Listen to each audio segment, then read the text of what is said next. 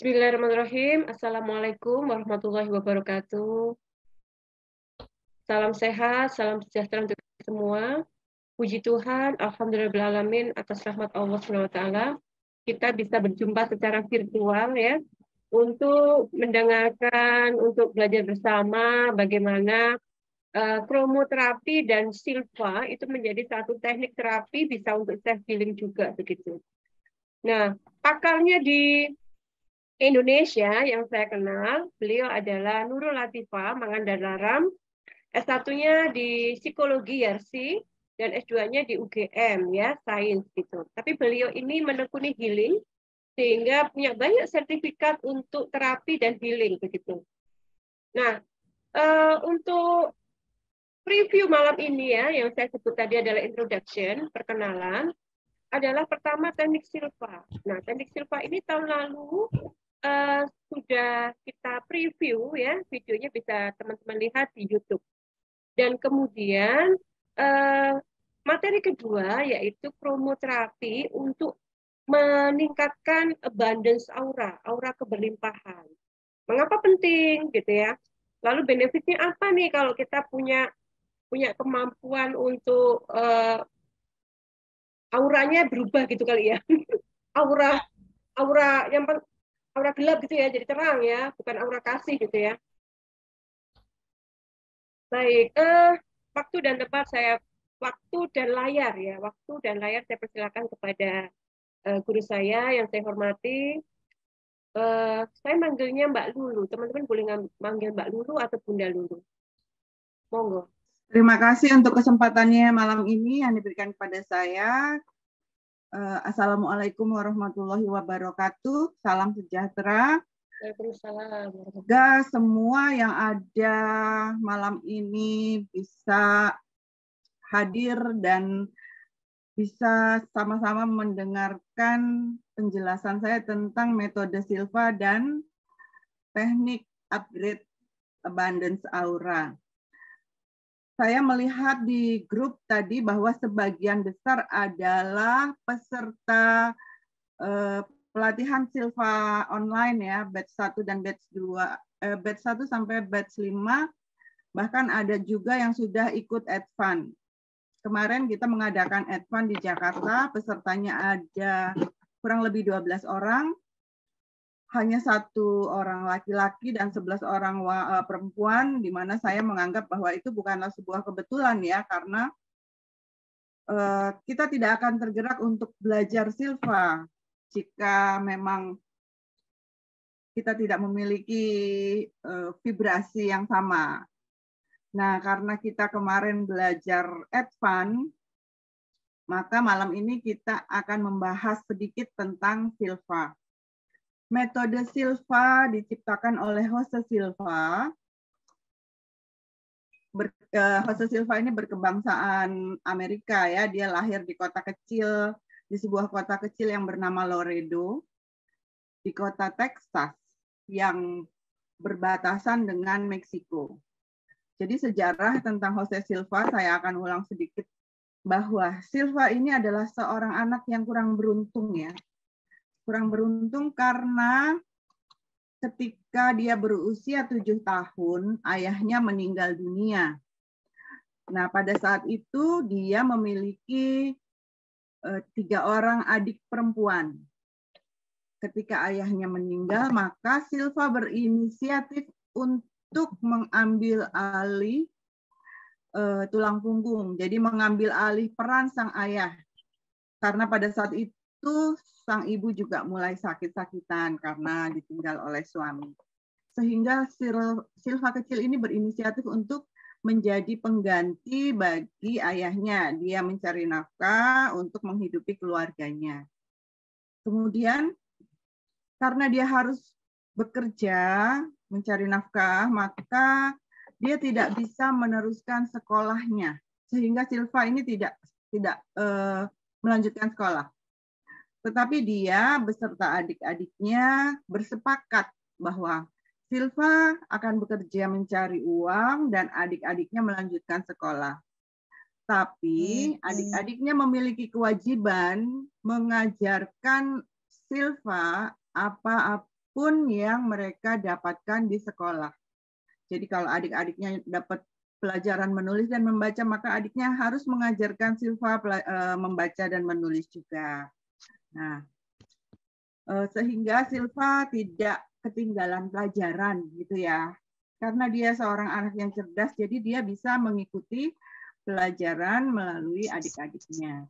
Dan lucunya, bukan lucu ya, uniknya, Silva kecil ini tidak pernah kesulitan untuk mencari uang pada saat itu.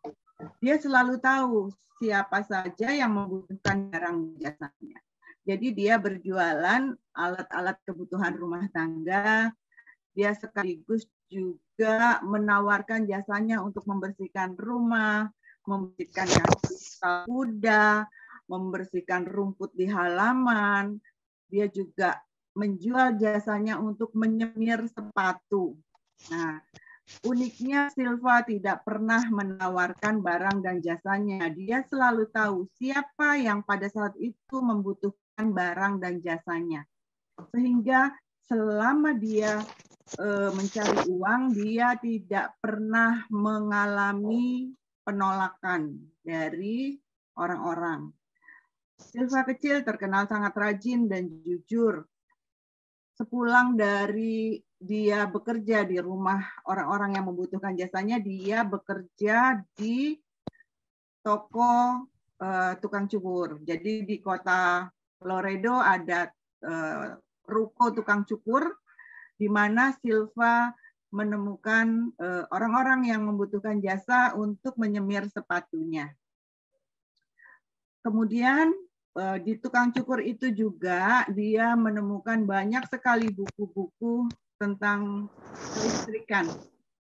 Nah, Silva sangat tertarik pada ilmu-ilmu kelistrikan dan servis reparasi kayak gitu ya, apa itu namanya, elektro ya. Dia sangat tertarik pada masalah elektro, sehingga dia seringkali meminjam buku dari tukang cukur untuk dia bawa pulang. Kemudian pada usia 14 tahun, Silva bersama dengan teman-temannya di kota Loredo sudah berhasil membangun sebuah bisnis bersama. Jadi dia membuka tempat servis dan reparasi barang-barang elektronik yang rusak. Emang nggak ada di sini juga nggak ada. Dan dia mempelajari teknik elektro itu secara otodidak hanya melalui majalah-majalah yang dia pinjam dari tukang cukur. Jadi dia tidak mengikuti pelatihan secara resmi, tapi dia bisa bongkar radio, alat elektronik apapun yang rusak gitu ya. Itu kelebihan Silva. Kemudian pada usia 18 tahun, maaf, dia harus mengikuti wajib militer. Nah, pada saat itu dia dikirim ke Jerman dan dia berada di dalam camp yang menangani orang-orang stres karena perang. Nah, pada saat itu dia berada di camp penanganan korban perang yang berhubungan dengan masalah-masalah psikis terutama. Di sana dia banyak sekali belajar dari para ahli, para dokter, para psikolog, para psikiater tentang bagaimana cara menangani orang-orang yang mengalami depresi, stres, dan lain-lain. Di sana Silva banyak belajar, dia juga karena dia sangat baik, karena dia sangat pintar, maka para ilmuwan tersebut juga tidak segan-segan untuk meminjamkan bukunya kepada Silva. Dari situ Silva banyak belajar tentang gelombang otak manusia. Nah, jadi sepulangnya dari medan perang, Silva berpikir bahwa apa yang dia alami dari dia kecil sampai dia beranjak dewasa, ini bukanlah sebuah kebetulan. Bagaimana dia bisa menemukan para pembeli itu, bagaimana dia bisa menemukan orang-orang yang membutuhkan jasanya tanpa harus menawarkan. Kemudian dia menyimpulkan bahwa dia memiliki sebuah kemampuan intuitif yang sangat baik. di mana kemampuan tersebut berhubungan dengan ekstrasensori manusia. Dan selama ini kita menganggap bahwa ekstrasensori adalah sebuah pemberian dari Tuhan dan hanya dimiliki oleh orang-orang tertentu saja. Akan tetapi karena Silva ini pengetahuannya sudah sangat luas ya, karena dia rajin membaca dan lain-lain, dia menolak hal itu. Jadi dia menganggap bahwa ekstrasensori adalah suatu hal yang dapat dipelajari oleh siapapun. Nah, berdasarkan dari kesimpulan tersebut, maka dia mempelajari bagaimana sistem kerja otak, bagaimana sistem kerja gelombang otak manusia, bagaimana agar gelombang otak manusia berada di dalam kondisi meditatif, bagaimana gelombang otak tersebut bisa menjadi sebuah kondisi di mana manusia itu bisa menciptakan apapun yang dia mau seperti itu. Dan penemuan Silva akhirnya diizinkan untuk diajarkan itu pada tahun 1960. Jadi dari tahun 1920 sampai 1960 itu proses Silva belajar dan mengeksploitasi apa yang dia pikirkan selama ini. Kemudian dibuktikan dengan berbagai macam penelitian-penelitian di universitas yang cukup ternama di Texas, sehingga akhirnya Silva diizinkan untuk mengajarkan tekniknya tersebut.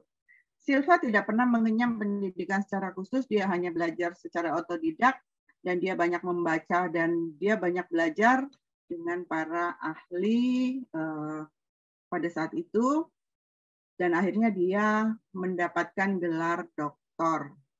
Dari pengalaman Silva, bisa kita simpulkan bahwa ketika kita memahami sistem kerja otak kita bisa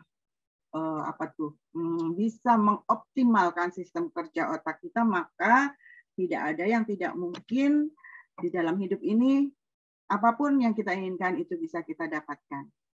Kemudian saya sendiri belajar metode ini pada Pak Las Monodiar, beliau yang memiliki license pada saat itu, dan Pak Las Monodiar mengajarkan metode Silva di Indonesia sejak tahun 1984. Akan tetapi karena satu dan lain hal, maka metode ini kurang populer di Indonesia, sehingga sampai saat ini kalau kita klik di Google ya, kalau kita klik di Google metode Silva, maka kita hanya menemukan promosi penjualan buku-buku Silva. Jadi tidak ada yang bisa menjelaskan apa itu metode Silva. Nah, maka malam hari ini saya di sini akan menjelaskan sedikit tentang metode Silva. Di mana tadi kita sudah mendengar tentang sejarah Silva, dan saya akan menjelaskan tentang konsep metode Silva ini sendiri. Metode Silva adalah sebuah metode yang lebih dikenal dengan metode psikoorientologi. Nah, kalau di Indonesia sendiri memang agak asing ya dikenalnya. Mungkin para psikolog di sini lebih sering mendengar istilah parapsikologi. Nah, jadi metode Silva ini termasuk di dalam parapsikologi tersebut, di mana di dalam metode ini kita diajarkan secara aktif untuk membangkitkan kemampuan intuitif yang kita miliki. Kita diajarkan untuk mengaktifkan otak kiri dan kanan kita secara seimbang. Jadi bukan hanya mengaktifkan otak kanan saja, tidak. Hanya mengaktifkan otak kiri saja juga tidak. Jadi kita diajarkan untuk mengaktifkan otak kiri dan kanan kita secara seimbang. Jika kita ketahui Dan kita sejak kecil, sejak kita lahir, sebetulnya kita diberikan anugerah oleh Tuhan Yang Maha Kuasa berupa kemampuan otak kanan yang aktif. Jadi bayi yang baru lahir itu memiliki kemampuan otak kanan yang aktif. Dia memiliki intuisi yang cukup kuat sehingga dia bisa tahu bagaimana caranya menghisap puting susu ibunya jika dia lapar. Dia bisa menangis jika dia tidak nyaman dan biasanya akan dipahami oleh ibu. Kemudian semakin kita besar, kita akan diajarkan berbagai macam hal oleh orang tua kita, oleh lingkungan kita. Dan hal-hal yang diajarkan pada kita adalah yang mampu mengaktifkan otak kiri. Kita diajarkan bahasa, kita diajarkan berhitung, kita diajarkan membaca, dan lain-lain, sehingga otak kiri kita akan semakin aktif dan otak kanan kita akan semakin tertidur. Jika kita memahami bahwa ternyata selama ini kita memiliki kemampuan yang luar biasa, yaitu otak kanan yang ternyata tidak pernah kita gunakan, maka energi dari otak kanan yang sangat besar itu akan menjadi mubazir ketika kita sudah berada di kuburan, ya kan? Jadi energi otak kanan yang paling besar, yang tidak pernah diakses, yang paling besar itu adanya di kuburan, karena bisa jadi sepanjang hidup kita hanya mengenal segala hal yang berbau logika. Nah, kemudian Jose Silva juga menolak konsep tentang indera keenam atau extrasensory perception, ESP ya. Jadi Jose Silva menolak tentang konsep ESP adalah pemberian dari Tuhan atau merupakan bakat yang dibawa sejak lahir. Jose Silva menolak konsep tersebut karena menurut Jose Silva, ESP atau indera keenam manusia itu bisa dipelajari. Nah, oleh karena itu dia menciptakan teknik-teknik yang dapat membangkitkan indera keenam manusia. Di dalam metode Silva ada 20 teknik yang saya bagi menjadi 4, di mana teknik yang pertama, bukan teknik ya, sesi yang pertama itu mengajarkan 5 teknik, di mana teknik-teknik di sesi pertama atau segmen pertama merupakan teknik yang mengajarkan tentang relaksasi. Loh, gimana toh? Mosok relax aja harus diajarin toh? Toh kita semua udah ngerti bagaimana caranya relax. Ternyata relax yang dimaksud oleh Jose Silva itu berbeda. Bukan seperti yang kita tahu selama ini. Jadi menurut kita tuh kalau kita pulang kantor, udah lepas baju, udah pakai daster, terus kita leyeh-leyeh di kursi, itu menurut kita itu sudah relax. Tapi ternyata menurut Jose Silva itu bukan relax yang sebenarnya. Karena ternyata ketika kita leyeh-leyeh di kursi, otaknya mikir. Benar nggak Pak Sugeng? Jadi waktu kita leyeh-leyeh gini tuh, yang pertama kalau nggak kita ngantuk, yang kedua otak muter aja.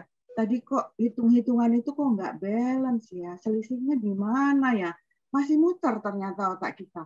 Walaupun kita menganggapnya saya lagi relaksasi. Tapi ternyata otak kita masih tetap bekerja. Bahkan ketika kita tidur, otak kiri kita tetap bekerja. Siapa di sini yang kalau tidur otaknya rasanya muter aja? Kok kayaknya kalau ada masalah tuh sampai ke bawa-bawa tidur, sampai ke bawa-bawa mimpi, kayak gitu. Ternyata tidur kita selama ini pun tidak berkualitas. Nah, jadi kalau kita belajar metode Silva, pada segmen pertama akan diajarkan tentang 5 teknik. Kelima teknik tersebut mengajarkan bagaimana relaksasi yang benar Bagus, nah. Ternyata dengan Orang teknik udah matang relaksasi yang benar, kita menjadi lebih sehat, tubuh kita menjadi lebih bugar, ya, tidur kita menjadi lebih berkualitas. Ketika tidur kita berkualitas, artinya ketika bangun kita menjadi lebih segar. Ketika tubuh kita sehat dan segar, kita bisa melakukan aktivitas kita sehari itu dengan optimal. Nah, di Silva, segmen 1 adalah tentang pelepasan terkendali. Pelepasan terkendali ini adalah teknik protokol yang terus digunakan sampai nanti di segmen keempat atau kelas advance. Lalu yang kedua adalah teknik tidur terkendali. Lalu yang ketiga adalah teknik bangun tidur terkendali. Lalu yang keempat adalah teknik mimpi terkendali. Yang kelima adalah teknik kesiagaan terkendali. Nah, jadi kalau teknik pelepasan terkendali, kita diajarkan untuk melakukan teknik relaksasi sempurna, di mana ketika kita melakukan teknik pelepasan terkendali, otak kiri dan kanan kita akan menjadi seimbang. Jadi bukan kita condong ke kanan atau condong ke kiri, tapi kita menjadi lebih seimbang. Kemudian yang kedua adalah teknik tidur terkendali, sehingga tidur kita berkualitas, bukan seperti yang tadi tidur tapi otaknya muter gitu ya. Tapi ini benar-benar tidur pulas. Sehingga dalam kondisi tidur pulas, tubuh kita itu menjadi sel-sel di tubuh kita itu memiliki kesempatan untuk melakukan regenerasi dengan baik. Ketika tubuh kita itu, sel-sel tubuh kita mengalami regenerasi dengan baik, maka tubuh kita akan menjadi lebih sehat dan segar. Kemudian yang kedua adalah teknik bangun tidur terkendali. Kenapa sih bangun tidur aja harus terkendali? Kan kita bisa pakai alarm. Nah, teknik bangun tidur terkendali adalah teknik bangun tanpa menggunakan bantuan apapun. Nah, di sini juga kita akan bangun dengan kondisi yang lebih segar dan bugar sehingga kita menjadi lebih produktif. Kemudian ada teknik mimpi terkendali. Teknik mimpi terkendali adalah sebuah teknik yang bisa membuat kita memiliki kemampuan intuitif yang lebih baik, di mana teknik ini mengajarkan kita untuk menyelesaikan persoalan melalui mimpi. Loh, kok bisa? Karena konsepnya gini, manusia itu memiliki 3 tempat penyimpanan memori. Yang pertama di pikiran sadar, yang kedua di pikiran bawah sadar, yang ketiga di memori tidak sadar. Jadi kalau kita tahu pikiran sadar adalah yang kita alami sekarang, gelombang otak kita berada di gelombang beta, kemudian tempat penyimpanannya ada di otak kiri, memiliki jangka waktu penyimpanan yang pendek. Jadi kalau kita menyimpan memori di pikiran sadar kita, maka memori tersebut pendek. Seperti ketika kita sekolah SMA, ya. Sekolah SMA itu kita belajar tentang matematika misalnya. Otomatis pada saat kita belajar matematika, otak kiri kita yang aktif. Nah, artinya penyimpanan memori tentang matematika kita simpan di pikiran sadar. Sehingga ketika kita sudah lulus SMA, teori-teori tersebut lupa. Jangankan lulus SMA, biasanya hari ini diajarin, besok udah lupa. Gitu ya Mas Bayu? Penyimpanan di pikiran sadar itu tidak lama. Nah, kemudian yang kedua adalah di pikiran bawah sadar. Jika memori tersebut disimpan di file pikiran bawah sadar, ini akan lebih lama waktu penyimpanannya. Misalnya, saya masih mengingat dengan baik hal-hal yang terjadi pada saya 10 tahun yang lalu, 20 tahun yang lalu, 30 tahun yang lalu. Nah, berarti itu memori disimpan di pikiran bawah sadar. Tapi saya nggak sadar kalau memori itu ternyata tersimpan. Kemudian ada juga memori yang disimpan di pikiran tidak sadar, yaitu di sel-sel tubuh kita. Nah, jadi ketika kita menggunakan teknik mimpi terkendali, kita mengambil file-file yang disimpan di memori-memori kita tersebut, di 3 tempat penyimpanan tersebut, kemudian oleh si kanan akan dirangkai menjadi satu jawaban bagi permasalahan yang sedang kita hadapi. Kita sendiri tidak pernah menyadari bahwa ternyata tempat-tempat penyimpanan memori kita itu sudah full, gitu ya.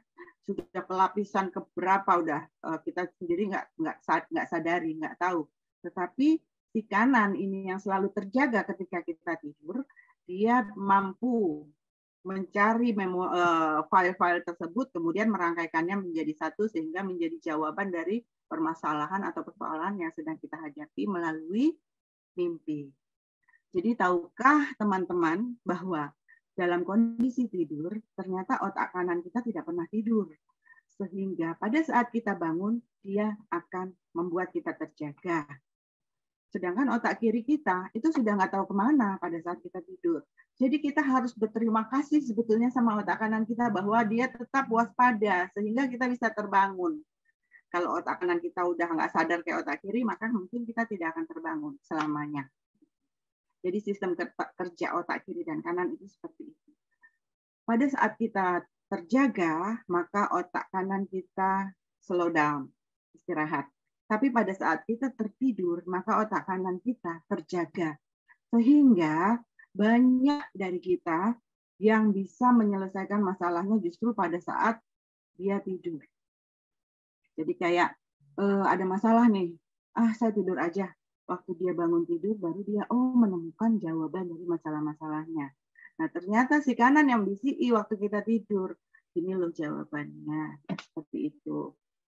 Makanya kenapa teknik mimpi terkendali ini bisa menyelesaikan masalah yang kita hadapi. Nah, melalui mimpi. Kalau penjelasan tentang mimpi itu nanti dijelaskan di segmen 1.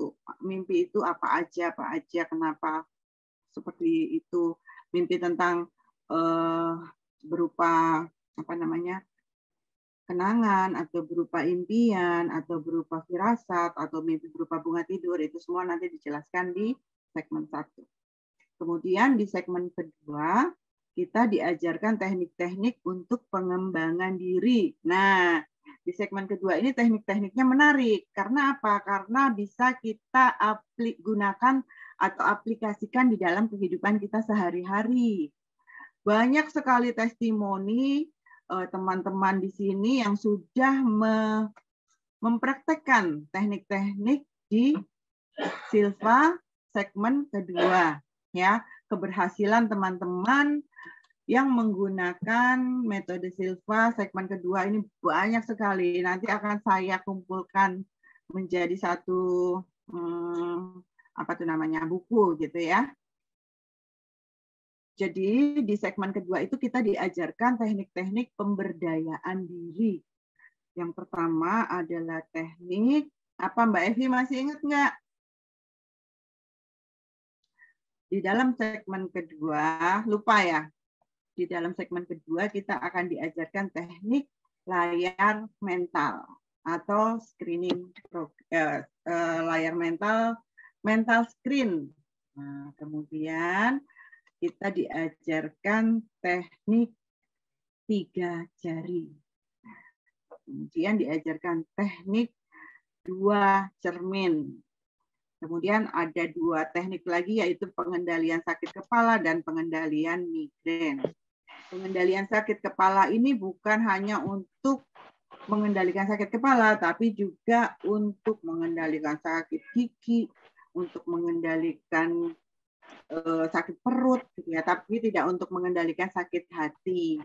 Jadi teknik pengendalian sakit kepala ini digunakan untuk mengendalikan sakit-sakit yang berupa penyakit fisik. Nah, kemudian teknik pengendalian migrain ini juga sama. Nah, yang menarik di segmen 2 adalah teknik layar mental, di mana kita bisa memperoleh atau meraih apapun yang kita impikan melalui kekuatan layar mental kita. Kemudian ada teknik 3 jari. 3 jari ini adalah teknik meditasi ala Silva. Jadi tiga jari adalah sebuah teknik yang sangat praktis yang membuat kita berada di dalam kondisi alfa optimal dalam waktu yang sangat singkat. Ini bisa kita gunakan ketika kita mengalami kesulitan, misalnya di jalan itu macet, atau misalnya kita sedang mencari tempat parkir, susah, udah mumpeng-mumpeng ini nggak ketemu tempat parkir, atau misalnya kita lagi ngantri di restoran, waktunya singkat, kita nggak punya banyak waktu, lalu kita menggunakan teknik tiga jari agar kita segera mendapatkan pesanan makanan yang kita pesan, gitu ya. Jadi teknik tiga jari ini adalah teknik mempersingkat atau mempercepat tercapainya keinginan, tapi yang berupa keinginan yang praktis, gitu. Bukan keinginan yang jangka panjang, gitu ya. Jadi misalnya kita nunggu bis nih, bisnya lama, bisa tuh pakai tiga jari supaya bis itu cepat datang. Atau misalnya kita itu tadi cari tempat parkir, nggak dapat, kita bisa menggunakan teknik tiga jari agar segera mendapatkan tempat parkir. Lalu misalnya kita lagi berada di ruang praktek dokter, dokternya belum datang, kita bisa pakai tiga jari agar dokternya segera datang, seperti itu. Dan itu bukanlah hal yang mistik ya, bukan hal yang berbau-bau mistik atau klinik, tidak. Tetapi teknik Silva ini adalah teknik-teknik based on yang kita gunakan berdasarkan kekuatan pikiran. Gitu ya. Nah, kemudian di segmen ketiga kita akan mempelajari teknik yang berhubungan dengan kemampuan intuitif. Kalau di segmen pertama itu nilainya adalah 10%. Jadi kalau kita mampu melakukan 5 teknik yang di segmen pertama, artinya kita sudah memiliki pencapaian sebesar 10% dari total kemampuan kita. Lalu di segmen kedua, kalau kita bisa melakukan semua teknik dengan baik, artinya pencapaian kita 20% dari total kemampuan. Nah, di segmen ketiga, kita akan diajarkan teknik-teknik yang berhubungan dengan kekuatan pikiran. Ya, di teknik ini kita benar-benar diajarkan untuk melakukan teknik tersebut dengan kekuatan pikiran. Nah, teknik ini jika terus kita latih, maka kita akan terhindar dari hal-hal yang berhubungan dengan psikosomatis. Jadi, bagaimana ketika kita berada dalam kondisi panas, kita bisa mengubahnya menjadi kondisi dingin. Itu di teknik 3 itu. Teknik 3 ini saya sebut sebagai Silva for Healing, karena di sini kita bisa melakukan teknik-teknik healing untuk self healing, ya. Kemudian ada teknik bagaimana bisa merasakan panas dan dingin pada tangan kiri dan kanan. Jadi biasanya tangan kiri kita itu kalau satu panas, ya satunya panas. Kalau satunya dingin, ya satunya dingin. Tapi teknik Silva kita diajarkan untuk mengubah tangan yang hangat ini menjadi lebih dingin, dan yang satu lagi menjadi lebih hangat. Jadi di segmen ketiga kita secara intuitif diajarkan untuk mengubah sebuah kondisi berdasarkan kemauan kita.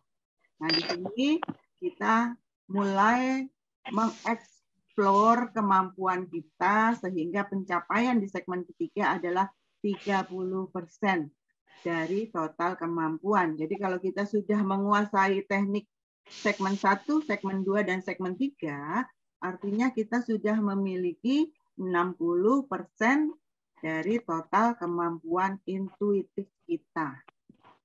Kemudian di teknik advance itu diajarkan tentang teknik-teknik yang mungkin menurut kita sebagai orang-orang yang selama ini hanya berhubungan dengan hal-hal yang berbau logis, ya, adalah sebuah teknik yang nggak mungkin rasanya.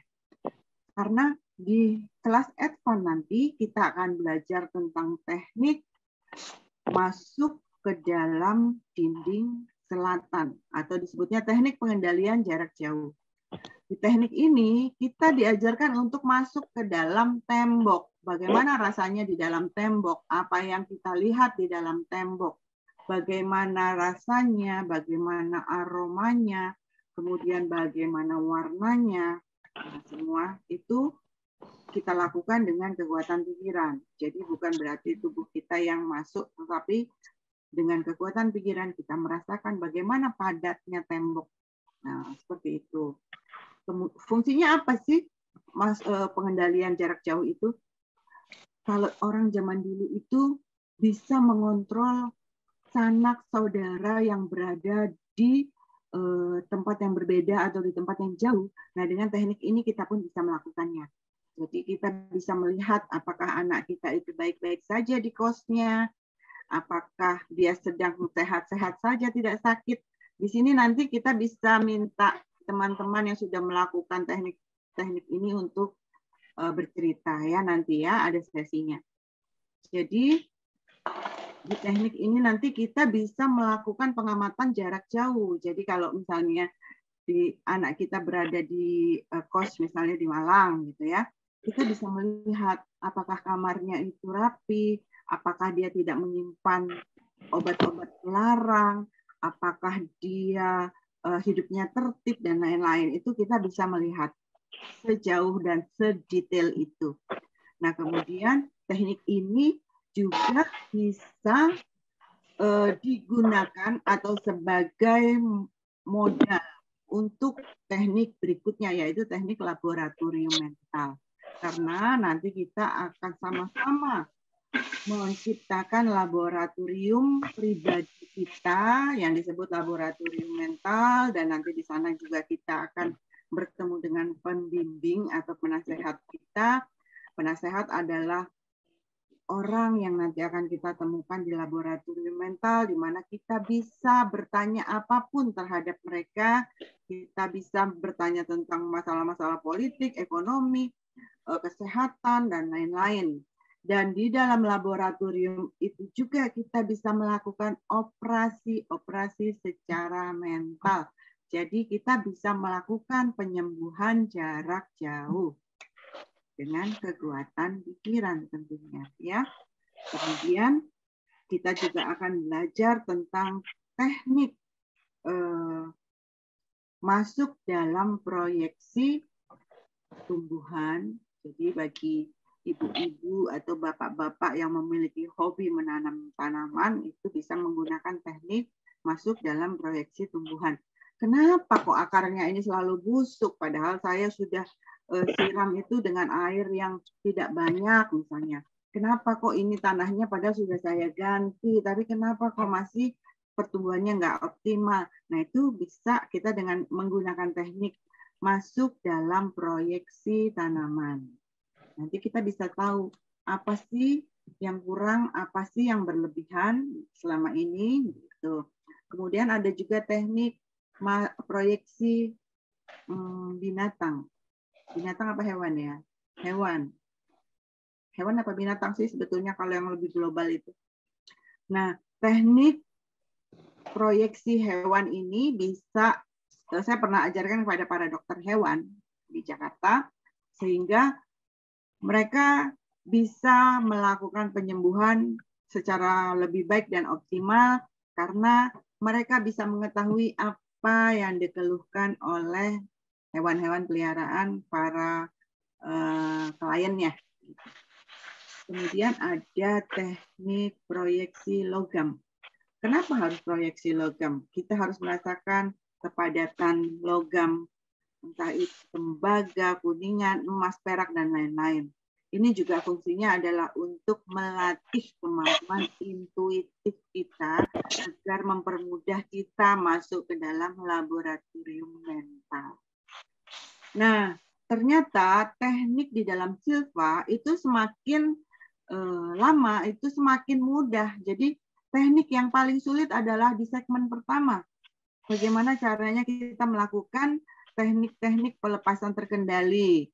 Jadi belajar rileks itu ternyata yang paling susah. Kalau saya tanya sama alumni batch 1 sampai batch 5, yang mana teknik yang paling sulit? Ternyata yang paling sulit adalah di segmen 1. Nah, kemudian jika sudah memahami 1, 2, 3 segmen, maka segmen yang keempat itu sangat mudah.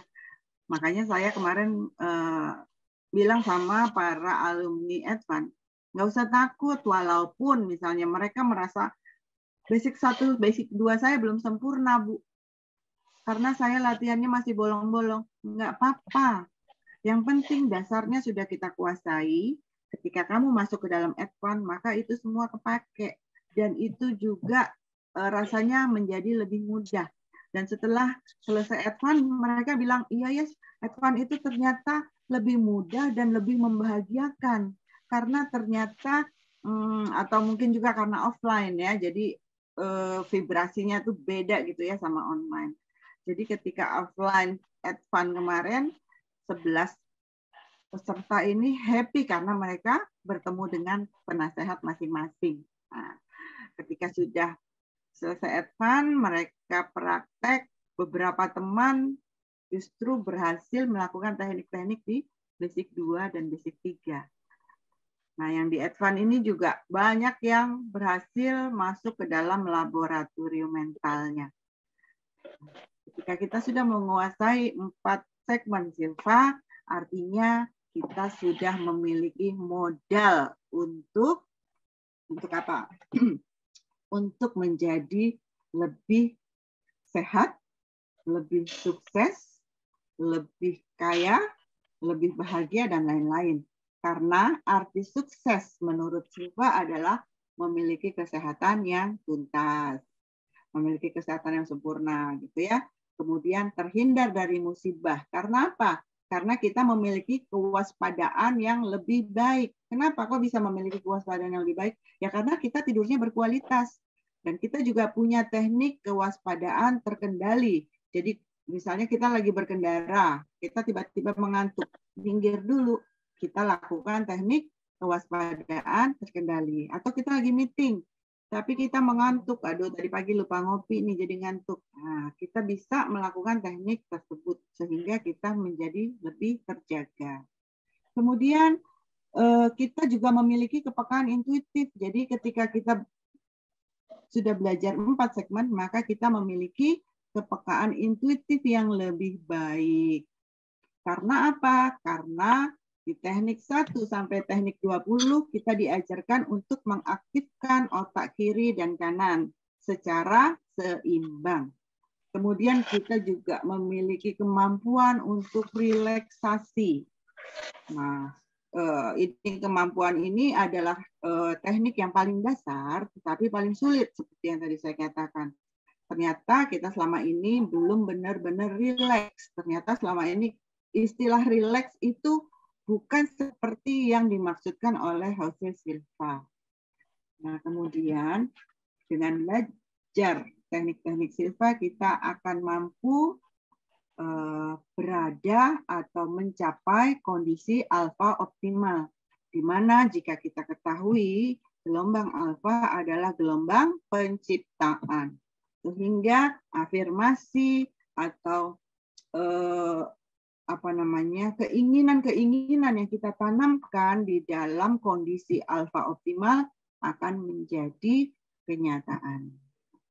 Dia akan tersimpan di pikiran bawah sadar, sehingga pikiran bawah sadar kita akan menuntun dan membimbing kita sehingga keinginan tersebut bisa kita capai dengan baik. Kemudian kita juga akan lebih fleksibel menjadi pribadi yang lebih bahagia, lebih bersyukur, lebih fleksibel sehingga kita bisa menyesuaikan diri di tempat pekerjaan, di lingkungan rumah, dimanapun. Karena kita selalu happy. Ada juga kalimat-kalimat nanti yang harus kita hafalkan di dalam metode ini yang disebut screening program. Nanti ada banyak kalimat-kalimat yang harus kita ucapkan. Baik itu bangun tidur, baik itu mau tidur, baik itu kapanpun, nanti ada namanya screening program berupa afirmasi-afirmasi positif ya. Kemudian dengan belajar Silva kita juga bisa menyelesaikan masalah melalui mimpi, karena ketika kita bangun itu bisa jadi kita tidak terfikirkan untuk solusi dari masalah kita tersebut. Tapi justru solusinya kita temukan pada saat kita tidur melalui mimpi. Kemudian kita juga akan mampu mengobati penyakit, baik penyakit diri sendiri maupun orang lain. Kalau diri sendiri kita bisa melakukan teknik-teknik di dalam segmen 3, segmen 1 dan segmen 3. Kemudian kalau untuk orang lain kita bisa menggunakan teknik di segmen 2 dan segmen 4. Ya. Kemudian kita akan memiliki visi dan imajinasi masa depan yang lebih baik. Karena kita merasa teknik ini berhasil nih. Saya pakai teknik 3 jari berhasil. Saya pakai teknik 2 cermin berhasil. Wah, berarti saya bisa menjadikan impian saya menjadi kenyataan. Seperti itu. Kemudian kita juga akan memiliki aura yang lebih positif ya. Karena bahagia itu tadi. Kemudian kita juga bisa menangkal segala hal yang negatif yang terjadi di dalam hidup kita, yaitu tadi juga karena kita berada dalam kondisi yang sehat, yang bugar, yang prima. Kemudian kita memiliki pikiran yang positif, kita menjadi pribadi yang lebih bahagia, otomatis kita juga akan mengalami hal-hal yang menyenangkan. Kemudian kita akan memiliki jiwa sosial yang besar, karena kita akan tergerak untuk melakukan penyembuhan bagi orang-orang yang membutuhkan. Sambil praktek, benar nggak sih teorinya? Saya pakai laboratorium mental. Akhirnya kita terbiasa untuk lebih berempati kepada orang lain. Kemudian kita akan menjadi, hidup kita juga menjadi lebih bahagia dan sejahtera. Itu adalah kesuksesan berdasarkan teknik-teknik yang diajarkan oleh Jose Silva. Nah, di sini penjelasan saya tentang metode Silva. Barangkali ada yang mau bertanya atau mau testimoni, boleh silahkan. Ya, luar biasa ya. Jadi kita sudah dapat gambaran ya. Secara utuh ini kayaknya gitu ya, meskipun nggak lengkap gitu ya. Tapi ini sudah utuh teman-teman ya. Karena ada tahapan-tahapan dalam belajar Silva ya sebagai teknik terapi begitu. Nah, sebelum ada pertanyaan gitu ya, teman-teman kayaknya masih terkesima ini yang baru kenal Silva ya. Kita undang untuk testimoni begitu ya, Bunda Lulu ya. Ya, boleh. Siapa dulu ini? Ada Mbak Arlen sudah bisa monitor, sudah bisa join untuk open cam? Atau siapa Mbak Lulu? Mbak Arlen? Ini bisa Bu, tapi nggak on cam karena lagi di Indomaret. Oh, boleh. Mojok dulu. Minggir dulu. Iya. Gimana Bu? Gimana? Yang diinginkan apa nih? Testimoni apa? Dari praktek yang mungkin jangan yang advance dulu ya. Praktek yang basic mungkin yang mana? Oh, kalau basic. Kalau basic mungkin lebih ke bangun terkendali kali ya, kalau yang basic ya. Jadi aku ini kan gampang tidur susah bangun. Tapi nggak tahu ya teman-teman mungkin juga banyak yang ngalamin itu ya. Jadi emang butuh banget. Kadang-kadang alarm tuh entah gimana kan kalau terbiasa gitu ya dia nyala gitu kita kayak nggak denger gitu. Pura-pura nggak denger. Pura-pura nggak denger. Jadi emang kayaknya mesti kebetulan banget di Silva kan ngajarin bangun terkendali. Jadi saya nyobain awal-awalnya ini, jadi kan masuk ke dataran dasar 1, 2, 3 gitu kan. Kadang-kadang belum selesai udah tidur dulu. Karena tidurnya gampang. Itu awal-awal ya, awal-awal berasa gitu. Jadi untuk sampai ke bangun terkendali itu butuh proses yang cukup mesti latihan berulang-ulang. Nah, terus tapi pada akhirnya setelah melakukan percobaan berkali-kali dan saya mencoba yang pasti gini, saat mau mencoba melakukannya itu jangan dari pengalaman saya ya. Jadi jangan terlalu malam gitu. Jangan terlalu sampai udah berasa ngantuk berat gitu baru mau melakukan Silva gitu ya. Itu kebablas gitu ya. Belum sempat tanam afirmasinya udah ini ya. Tapi pada akhirnya berhasil gitu. Jadi saya bilang saya mau bangun tuh pokoknya sebelum anak-anak bangun saya udah harus bangun gitu. Nah itu sih saya nggak punya jam khusus, tapi saya tahu biasa anak-anak saya bangunnya misalnya jam 7:30, jam 7 lah gitu ya. Berarti saya sebelum jam 7 saya udah harus bangun gitu. Saya ada tambahan juga. Jadi maksudnya nanti kalau misalnya mau tidur lagi bisa nanti gitu. Tapi itu tambahannya saya sendiri. Jadi untuk lebih memperkuat sih mungkin pemikiran saya saat itu ya. Mantap. Dan akhirnya ya dengan teknik Silva saya bisa bangun sebelum anak-anak saya bangun gitu. Selalu seperti itu. Jadi udah oke. Nah, makin ke belakang jadi asalkan saya bukan dalam kondisi yang udah sangat lelah atau sangat ngantuk, saya bisa melalui dataran dasar dan sebagainya sampai selesai semua, dan akhirnya di advance itu sangat membantu gitu. Di advance itu sangat membantu untuk praktek sebagai psikolog begitu ya? Ya. Sama ini kemampuan healing kita naik jauh banget.